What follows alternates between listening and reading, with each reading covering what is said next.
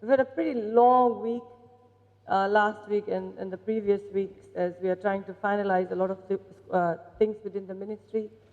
You're aware of our rehab and rebuild program for the northern schools. Lucky the schools in this side of the country were spared from Yasa and NTC Ana. So there's a lot of work that's ongoing that side. And yesterday we also met, I think for the first time in many, many years, all the heads of our boarding schools, 14 government boarding schools, to iron out some issues. This morning, if I get the information gathered from the previous speakers is you have data to support what you are going to be discussing today. And I must say that last year's English and maths results we saw a lot of improvement over the previous years. Maths results in 2019 were at all-time low, okay? And 2020 results have showed us improvement. So it's very important to know what we are talking about. When we are talking about literacy and numeracy, of course that's an issue. It has always been an issue. Think of yourself as a math student or English student. English and math just doesn't go together. You could be the brightest student in English, but you would be the worst student in math. Very rare combination of those who can actually do English and math. And now, looking at the results and analyzing the data, not only the external examinations data, last year before we actually started preparing for the external examinations, my team was instructed to look at the internal results of a couple of years and see what is the correlation between internal and external results. Why do students do well in internal exams, or why do they do well in external exams? So we had all these discussions going on and how our markers or supervisors supposed to deal with these issues. So I think today it's a history, right? Is it? The first of its kind in Fiji, this symposium is very important because this is going to set a very good precedence for other districts and divisions as well.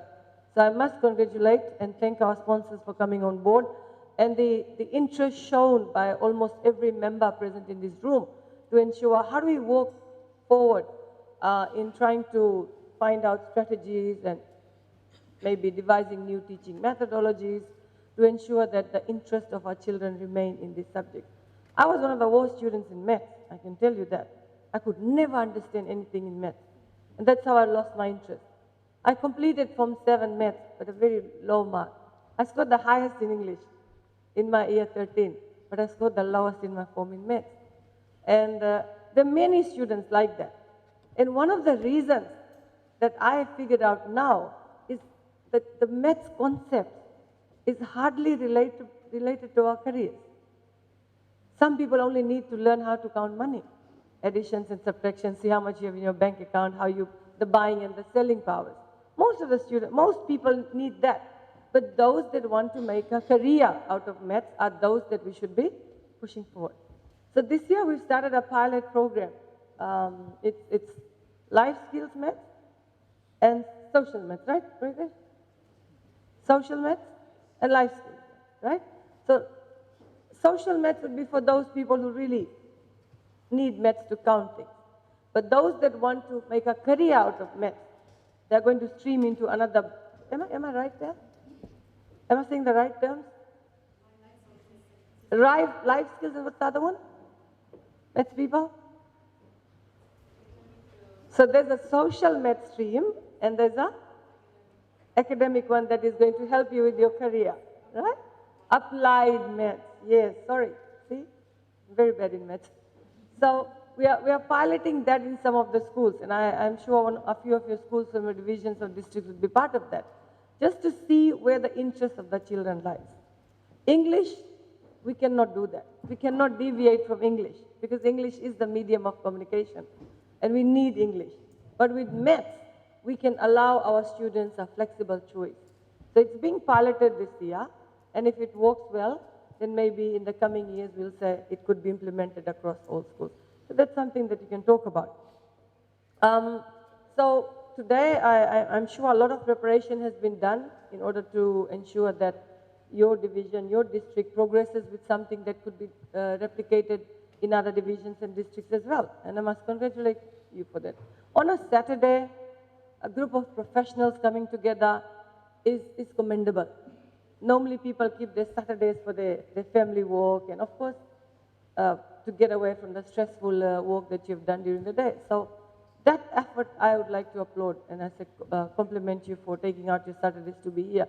And you all indeed look very smart, and this shows the level of organization that you have. I mean, the way you've dressed up, the way you're presenting it speaks volumes. You do know that, right? As professionals, the level of organization that we see nowadays, in almost all the ministry activities that we've had, is commendable. And I must thank you all for that. Like I said, and again, without the sponsors, this would not be possible. I will move on by saying what the vision of the government is. The vision of the government is to ensure that we provide accessible, equitable, and inclusive education. So if a child is not good in maths and English, there should be no reason for the child to be pushed out of the school system. Right? Recently, again, we started an initiative where we found some students don't want to go to school because school is proving too difficult for them. So they move from one district to the other, they leave their parents' home and go and stay with their grandparents. Some have actually ventured out to be on the streets. 3 weeks ago, we met up with this group of students who actually have found a home in the streets of Suba. And we said, let's find out what is the cause of it. And you will see why I'm going to the cause of it. The meeting that you have today is because there's a reason for this meeting. My reason for anything is to find out why children don't want to come to school. Some say, oh, the teachers are very tough, they don't understand us, I can't understand maths, English, my marks are very poor, I'm bullied by children, I made fun of students in the class, and stuff like that. Every child in Fiji should be in the school, right?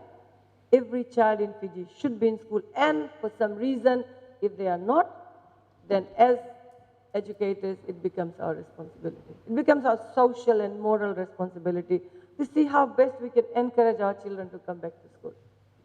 Go back to your school days. How was teaching and learning then?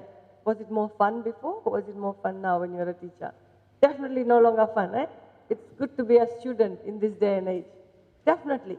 So how do we make our classrooms and our curriculum and us interesting so that the children just doesn't want to miss school? There are some parents, during COVID-19 school closure, they said, oh, children are eating our heads, they want to go back to school. And I said, is it there that they want to go to school, or you want to go to school? You want them to come to school? Partnerships. We have to forge that strong partnership within our communities that we serve. We were at Bua district 2 days ago. Good turnout of parents. Most of the parents turned out for the groundbreaking ceremony. And we used that opportunity to talk to them about why it is important for them to be engaged, why is it important for them to be committed to the children's work. Somehow now when we look at education system, it's teachers and students. Where are the parents, right? So the outcome and the discussion of your meeting today as to how we can improve our numeracy and literacy is something that must be communicated to the parents as well. Now, parental engagement should be the first and the foremost thing that we do. We need to understand our parents, we need to understand, then we will understand our children. Why are these children not paying attention in class? Well, you might argue with me, Minister, we have to teach, we have a curriculum to cover, we have assessments to do. Fair enough. But how will you get the total engagement of a child in your classroom if you don't understand the child's background? He may be coming from a broken family.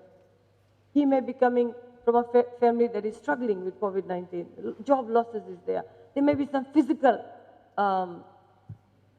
handicapped children. Handicap or disability in the classroom should not only be limited to somebody not having physical disabilities. A lot of children are slow learners. That's a disability as well. We are all disabled in many ways. So if I ask you to sing, you say, I can't sing. That's a disability. You can't do that. Ask me to run, I can't run 10 meters. Everybody has some flaws. As a teacher, as a head of school, you must not only understand your children, but you must also understand your teachers for the delivery. How do you support your teachers? How do you, as a head of school, support your teachers? And in supporting your teachers, how do you support them to support the child in the community? education sort of delivery has become very complicated over time. Do you just teach from the books? Do you just teach from the books? No. Lifelong learning is some of the information or knowledge that you can pass.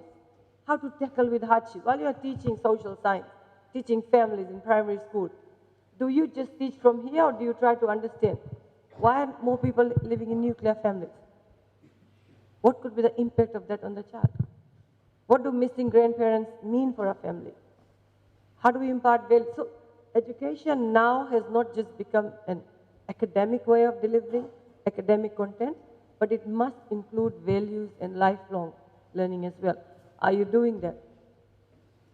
It doesn't have to be something that the ministry makes a curriculum, so you teach that. That should come from you as an educator. We are constantly talking to our tertiary institutions as to how we can include this in the tertiary training institutions. Graduates come out with good flying grades and stuff, but you are only trained to teach the curriculum, right?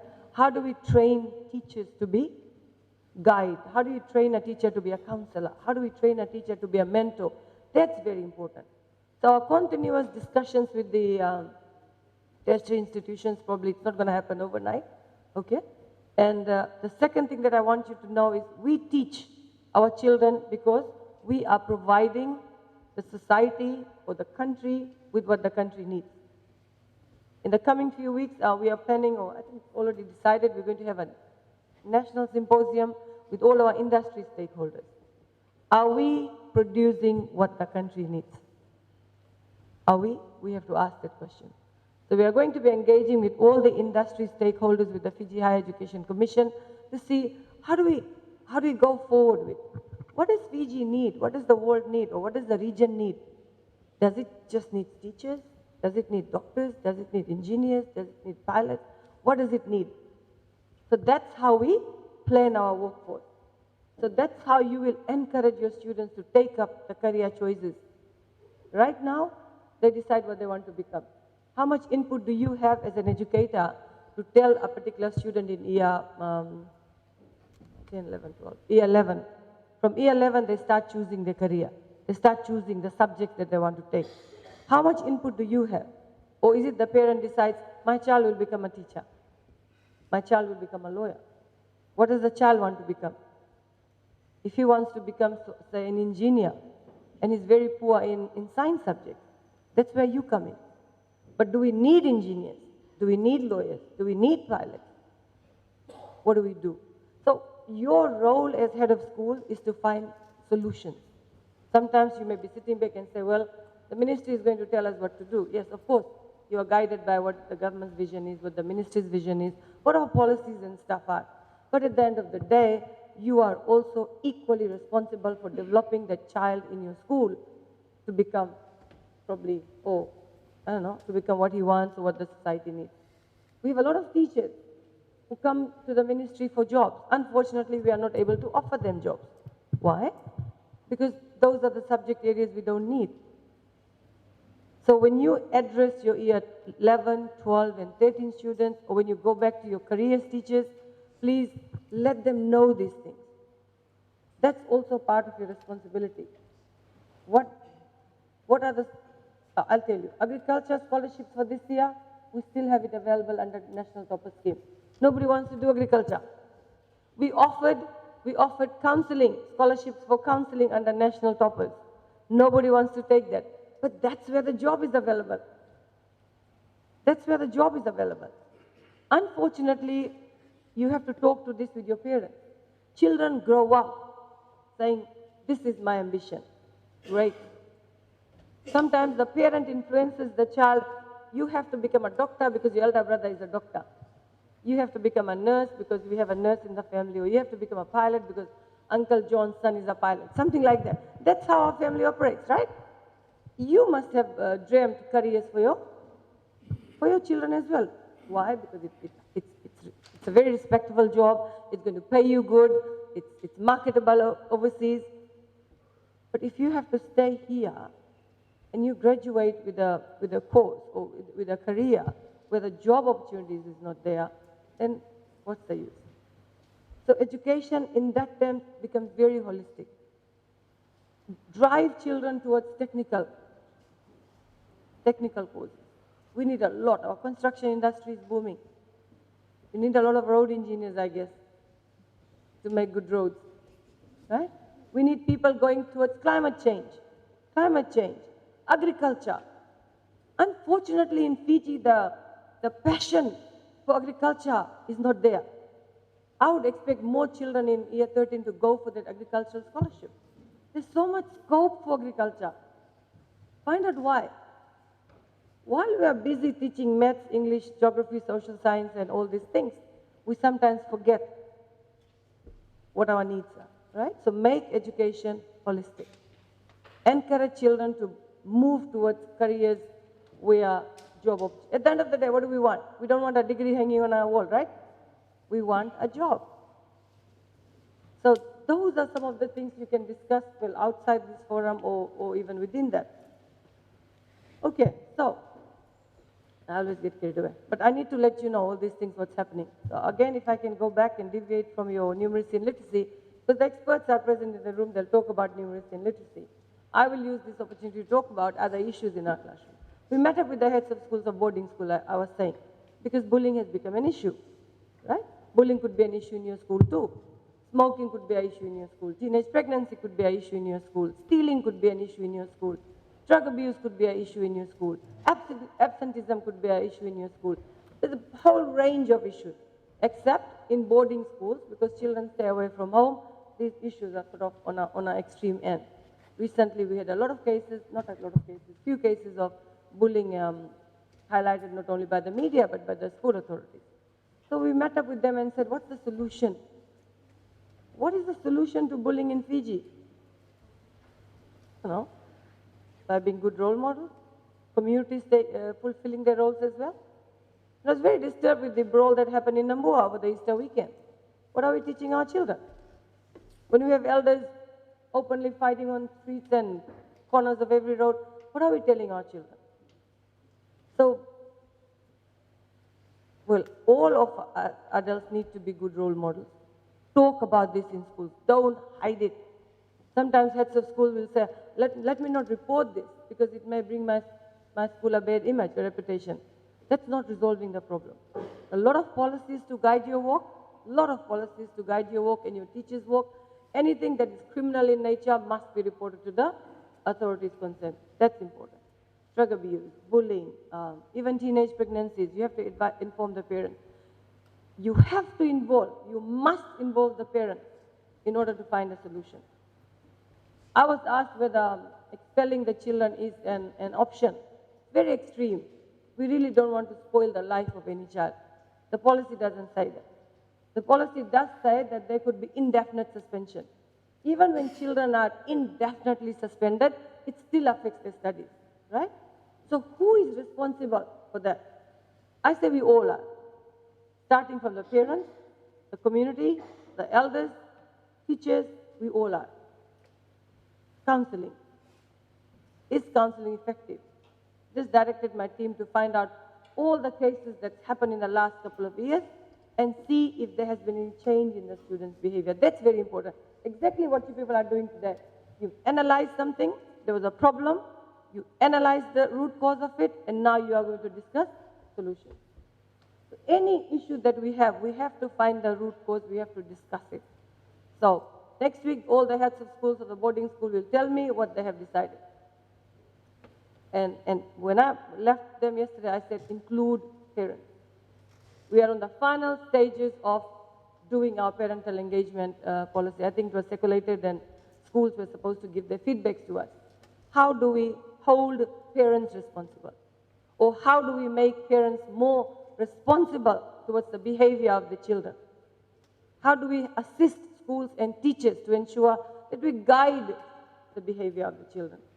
Another incident that happened last week that hit the news was Maurice High School. One of the students got sort of assaulted by an adult. Nobody knows the true story. These school students decided to leave their school and go outside to another building and fight. Totally wrong, totally irresponsible, totally uncalled for. But that's the type of behavior we get from our children. I agree you don't have a solution. Even I don't have a solution. But all I can tell you is to keep watch on your children. Supervise your children, please. Teachers on duty, I know there's extra work for them. Support them when they are supervising. Students that go to the road to catch the buses, make sure somebody is there. It's your monitoring, your supervision, and your recording of things that's going to work for us. Okay? Then we collaborate all the data. In the RAD, maybe the next one that the divisional you can do is for how many incidents of bullying do we have in the RAD division. All this data that needs to be analyzed and forwarded to us. Okay? So things like that works well when we have leaders who are visionary. So I can say this symposium, the first of its kind, is basically because you have your divisional leaders who are very visionary. Those that want to find solutions. Those that don't push the blame on the system or the student or the teacher. That time has gone. Let's not push the blame on anybody. Let's take responsibility as a team. Minister of Education is a team, right? Normally I take the blame all the time, right? But it's okay. As a leader, I will have to take the blame. But as a leader, I have to support you. As a leader, you have to support your team. And as a new leader, you have to guide this bigger team. That's how we work, people. That's how we work. Sometimes I go, some people send me screenshots of things that happen in school, and you take it to the social media and say, this. It's not going to solve your problem. Social media renting and stuff is not going to solve any problems for us. Take it down to your heads. Take it. If your teacher is unhappy with something, thrash it out there and there. Somebody is not paid on time. Somebody's contract is not given on. There are reasons for that. Then we find out, oh, the person never signed the contract and never uploaded it so that there's two sides of the story. Always two sides of the story. Unfortunately, at Ministry of Education, we always get on the wrong side. We always get on the wrong side. So to the media present here, please work with us. You play a very important role in disseminating information, and I urge for responsible reporting from media as well. Right, so there's a lot of things I want to say, but I always get that. So at the end of the day today, you will come up with some solutions, I believe. Yeah? Please share your outcome documents with us, what your solutions are, and let us know how we as a ministry can move forward. But I definitely would like this to go down to North too. I also like to go down to the Central Division and all the Eastern Maritime areas as well, because numeracy and literacy definitely is an area that we need to strengthen. And the strengthening, the results we will not see next year or in a couple of years now, should be a long-term plan. But right now, how do we maintain the interest of our children? How do we make sure that the children find schools a happy place? Who makes it happy? You do. I can make you happy by giving you your grant on time, but again, that grant comes when you fulfill a few recommendations, etc. Right? Any school, if you haven't received your grant and stuff till now, there must be a reason for it. Let us know so we can sort it out. Because I know you'll always be like, oh, the grant did not come on time. But when I try to figure out why the grant did not go on time, I find you have not updated your FEMIS. Or there was some mismanagement of the grant was withheld. But remember one thing, those are issues that we can solve. School must continue. Learning must continue. Right? You must continue to give in your input.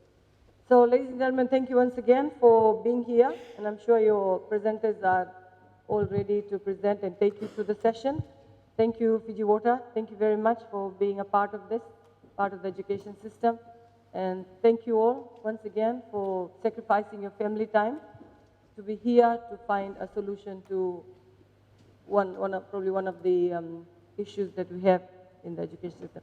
Thank you to all the other stakeholders who have been part of this symposium, and I wish you well, and have a fruitful day and a blessed weekend. Thank you, and God bless you all.